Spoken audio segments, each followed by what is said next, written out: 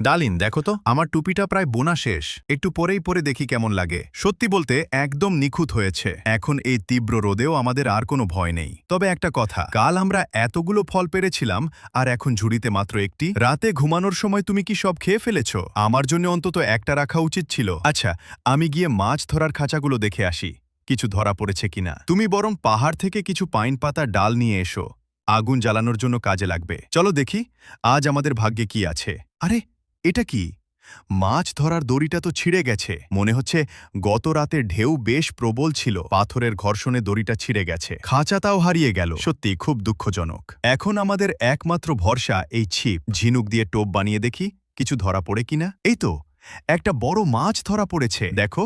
আরেকটা। মনে হচ্ছে এই জায়গাটায় মাছের অভাব নেই, তবে ছোট মাছগুলো আমরা ছেড়ে দিচ্ছি। প্রকৃতির দান থেকে যতটুকু প্রয়োজন ঠিক ততটুকুই নেব। দেখো দালিন, আমি একটা বিরল প্রজাতির কালো মাছ ধরেছি। দেখতে যেমন সুন্দর তেমনি রহস্যময়। আজকের শিকার সত্যিই বেশ ভালো হয়েছে। চলো এবার ডেরায় ফিরে যাই। মাছগুলো আগুনে সেঁকতে হবে।